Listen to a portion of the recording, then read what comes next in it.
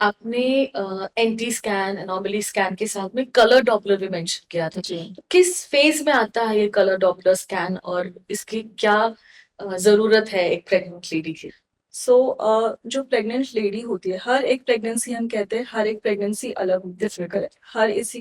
हर किसी का एनाटॉमी भी सेम रहा तो फिजियोलॉजी जो है, चीजों का फंक्शन करने का तरीका, ये अलग है। जो जो प्रेगनेंसी का सर्कुलेशन, ये थोड़ा सा अलग होता है। ये बहुत लो रेजिस्टेंस, मतलब जैसे हम कंपेयर करें, हम पौधों को पानी दे रहे हैं, सपोज हम दो तरह के पाइप्स यूज कर सकते हैं, जिसका जो कैलिबर है या फिर जिसका डायमीटर है वो कम है, और जिसका डायमीटर है वो ज्यादा है। जी।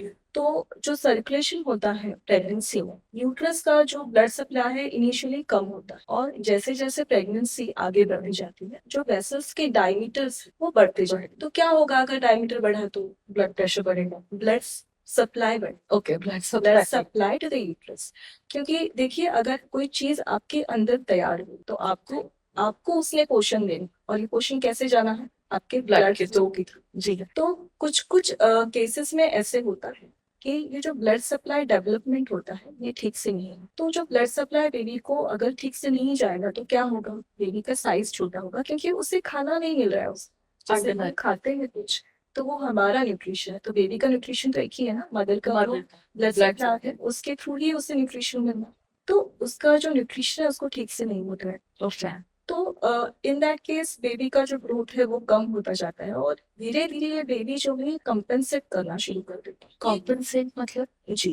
तो यूजुअली इसके कॉम्पेंसेशन के बारे में मैं आपको बाद में बताऊंगी। पहले मैं ये आपको बताते हैं कि ये डॉपलर क्यों हुआ। तो ये जो ब्लड सप्लाई डेवलप होने का प्रोसेस है, ये स्टार्टिंग से शुरू हुआ। मतलब जैसे प्रेगनेंसी रही है वैसे धीरे धीरे धीरे ये जो बोर्स है, ये जो कैलिपर्स है वेसल्स के, ये बढ़ते जा रहे हैं।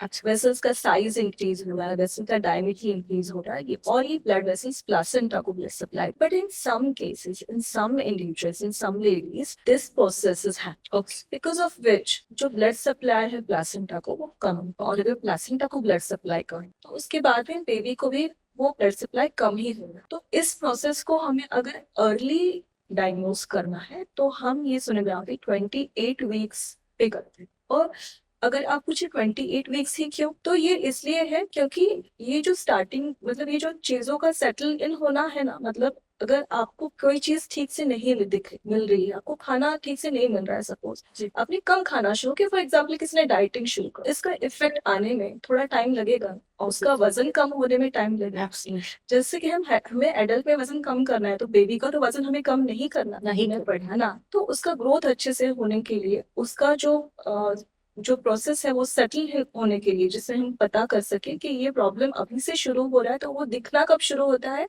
वो 28 वीक्स में दिखना शुरू होता है। तो एनटी स्कैन में हमने पहले पता कर लिया कि जो वेसल्स है उसमें कैसे ब्लड सप्लाई जाए। तो अगर उसमें जो ब्लड सप्लाई है वो ठीक से नहीं जा रहा है तो हमने पेशेंट को मेडिसिन शुरू कर दी है। उसके बाद में हम ये मॉनिटर कर सकते हैं इन दोज पेशेंट्स कि वो मेडिसिन की वजह से उनका क्या है, मतलब उसका इफेक्ट आ रहा है, या फिर कैसे वो फिर भी वो प्रेक्लेम्शिया में या फिर इस प्रोसेस में जा रहे हैं क्या, ओके। या फिर जो रूटीन है, जिनको पहले सब नॉर्मल था बट अभी उनका कुछ न्यू डेवलपमेंट है क्या। ओके। तो ये हमें देखना है 28 वीक्स पे डॉपलर स्कैन में।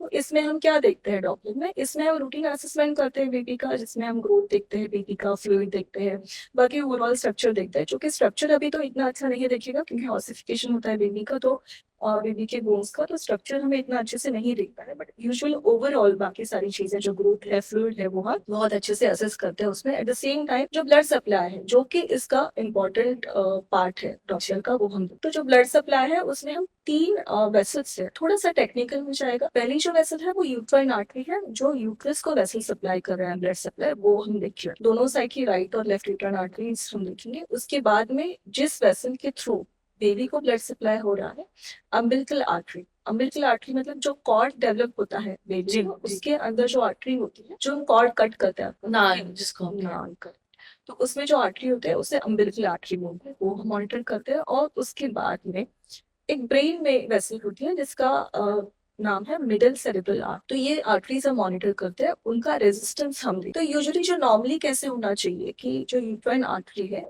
उसका रेजिस्टेंस कम होना चाहिए, और जो मिडिल सेरेब्रल आर्टरी है उसका रेजिस्टेंस ज्यादा होना चाहिए। अच्छा।